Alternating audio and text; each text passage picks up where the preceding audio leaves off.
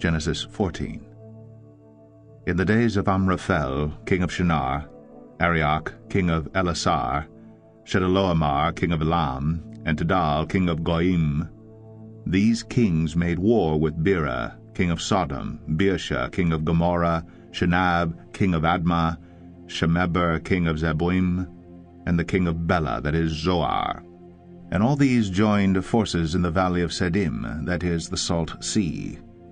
12 years they had served Chedorlaomer, but in the 13th year they rebelled. In the 14th year Chedorlaomer and the kings who were with him came and defeated Rephaim in Ashtoreth, Karnaim, the Zuzim in Ham, the Emim in Shaveh Kirathaim, and the Horites in their hill country of Seir, as far as El Paran on the border of the wilderness. Then they turned back and came to En-Mishpat, that is Kadesh, and defeated all the country of the Amalekites, and also the Amorites who were dwelling in Hazazon Tamar. Then the king of Sodom, the king of Gomorrah, the king of Admah, the king of Zeboim, and the king of Bela, that is Zoar, went out, and they joined battle in the valley of Siddim with Chedorlaomer, king of Elam, Tidal, king of Goyim, Amraphel, king of Shinar, and Arioch, king of Elasar, 4 kings against 5. Now the valley of Siddim was full of bitumen pits, and as the kings of Sodom and Gomorrah fled, some fell into them, and the rest fled to the hill country. So the enemy took all the possessions of Sodom and Gomorrah, and all their provisions, and went their way. They also took Lot, the son of Abram's brother, who was dwelling in Sodom, and his possessions, and went their way. Then one who had escaped came and told Abram the Hebrew, who was living by the oaks of Mamre the Amorite, brother of Eshcol and of Aner. These were allies of Abram. When Abram heard that his kinsman had been taken captive, he led forth his trained men born in his house, 318 of them, and went in pursuit as far as Dan. And he divided his forces against them by night, he and his servants, and defeated them, and pursued them to Hobah north of Damascus.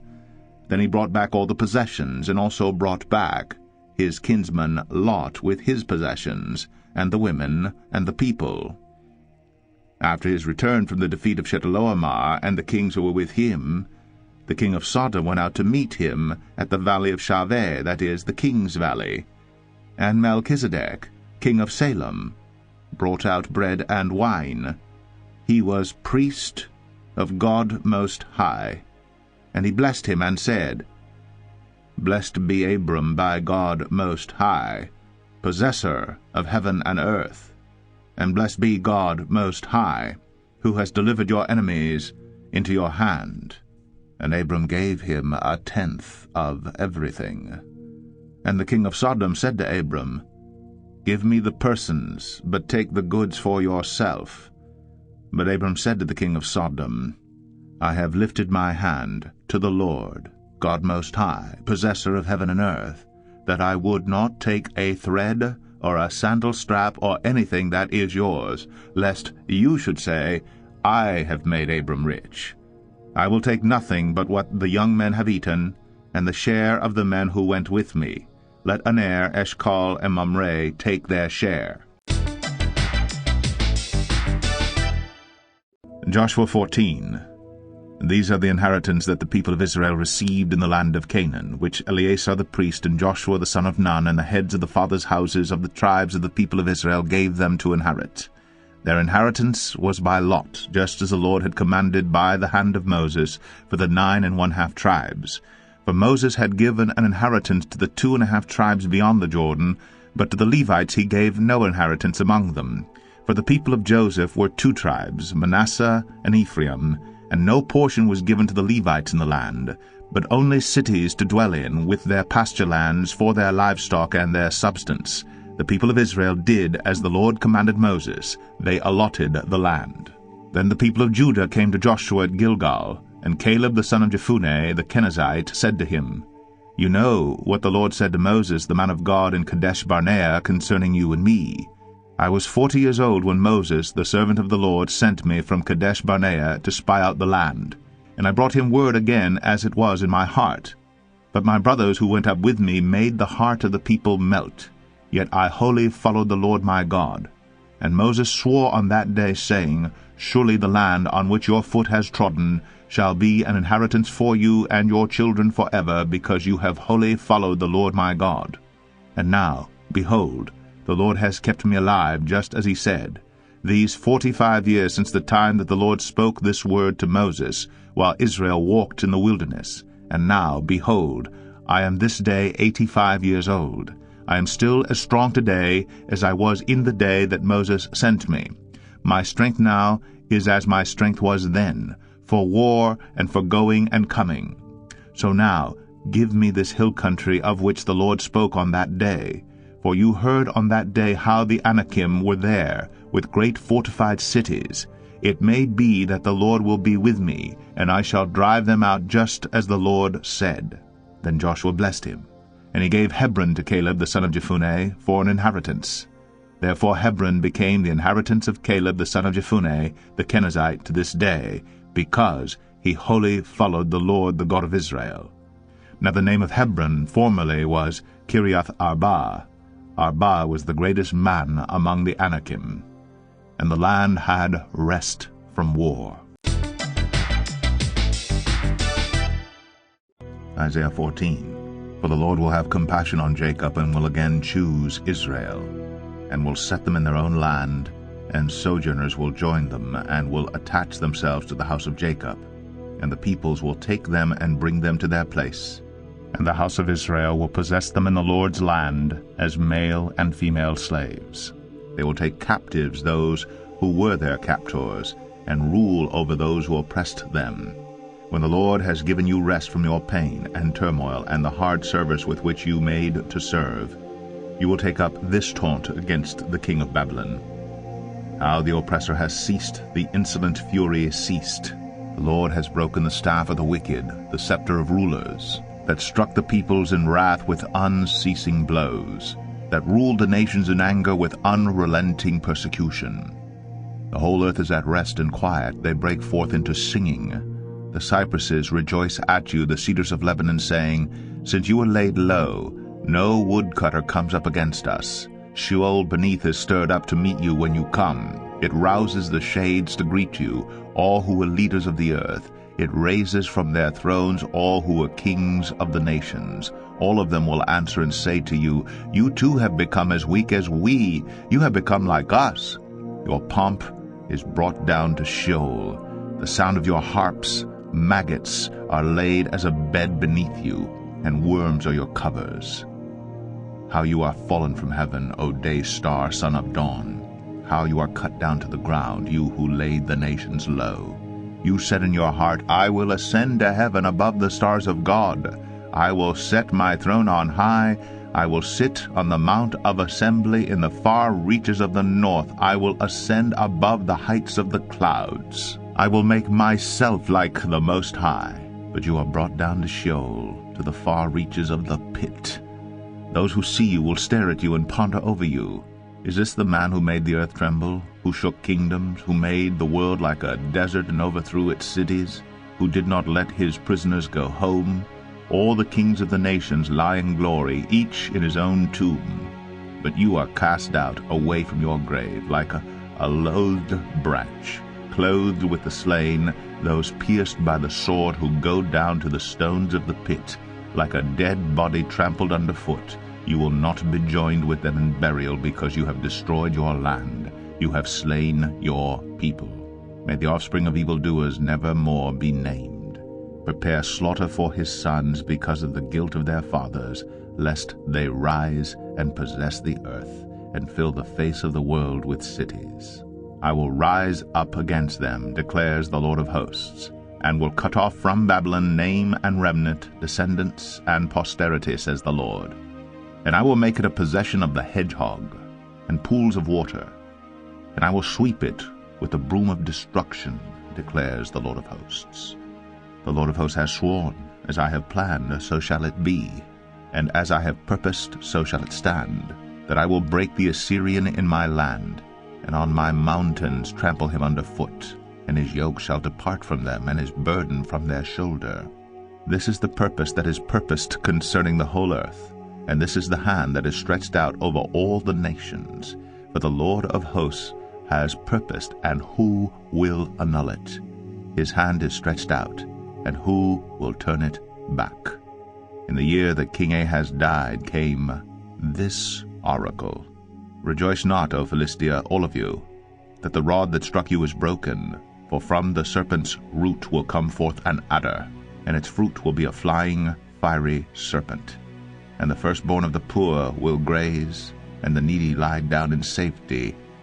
But I will kill your root with famine, and your remnant it will slay. Wail, O gate, cry out, O city, melt in fear, O Philistia, all of you. For smoke comes out of the north, and there is no straggler in his ranks. What will one answer the messengers of the nation? The Lord has founded Zion, and in her the afflicted of his people find refuge. Job 14. Man who is born of a woman is few of days and full of trouble. He comes out like a flower and withers. He flees like a shadow and continues not. And do you open your eyes on such a one and bring me into judgment with you?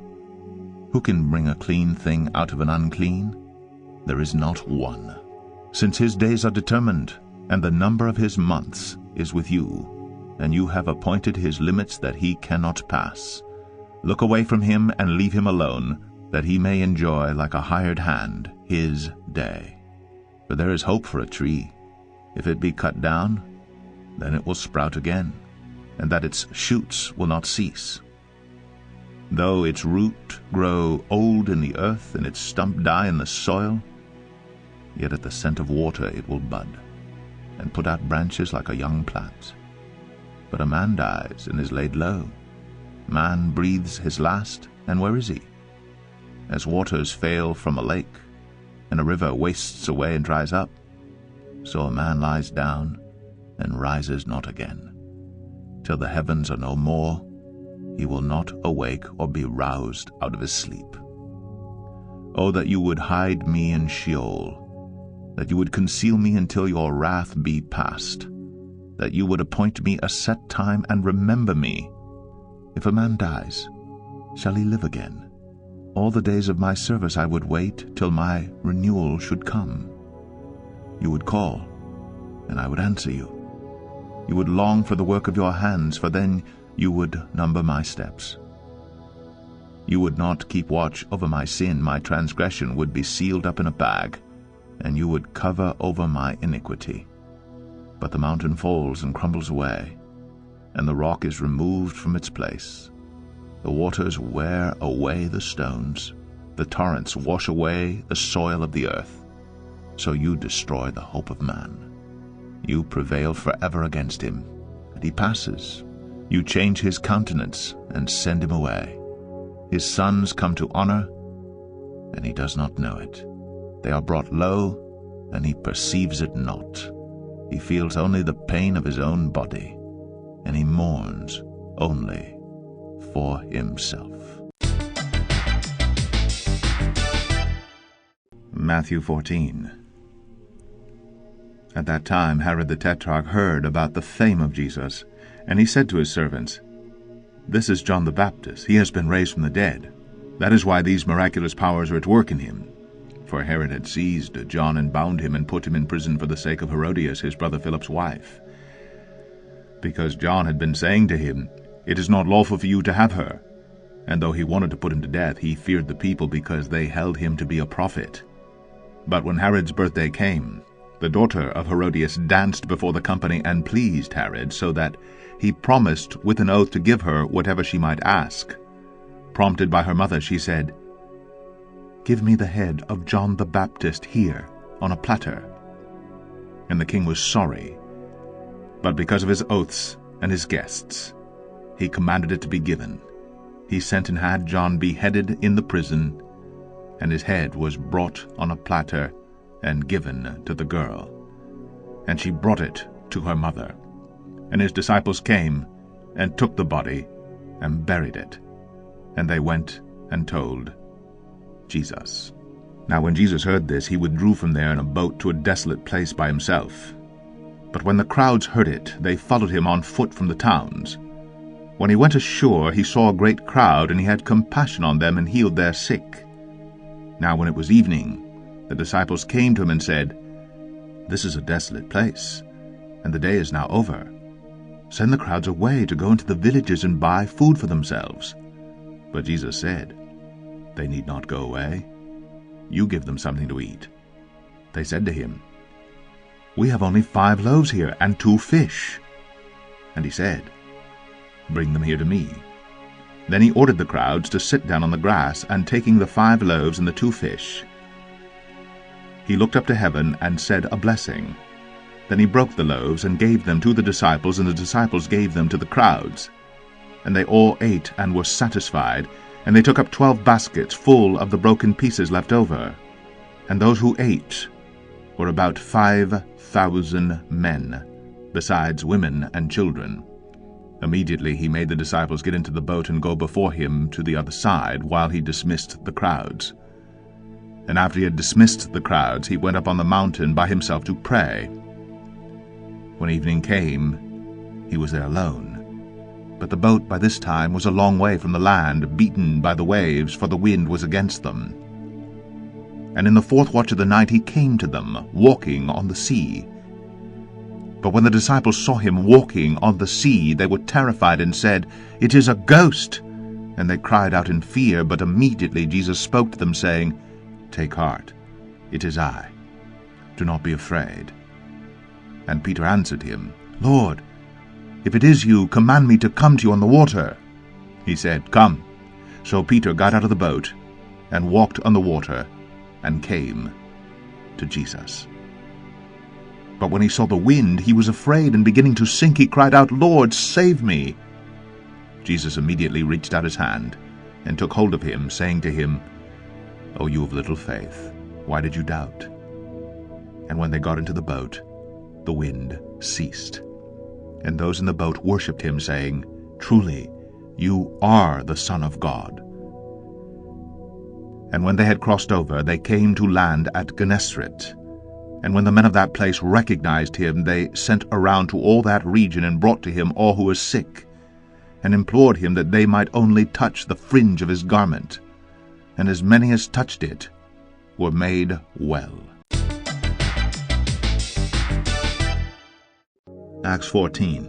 Now at Iconium they entered together into the Jewish synagogue, and spoke in such a way that a great number of both Jews and Greeks believed. But the unbelieving Jews stirred up the Gentiles and poisoned their minds against the brothers.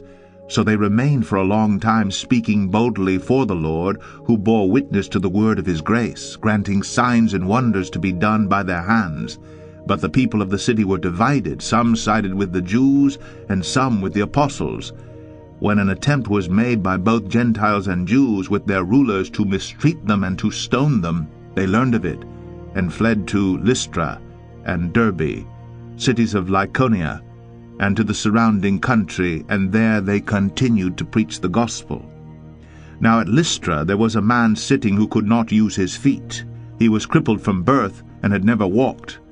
He listened to Paul speaking, and Paul, looking intently at him and seeing that he had faith to be made well, said in a loud voice, "Stand upright on your feet." And he sprang up and began walking. And when the crowd saw what Paul had done, they lifted up their voices, saying in Lycaonian, "The gods have come down to us in the likeness of men." Barnabas they called Zeus, and Paul Hermes, because he was the chief speaker.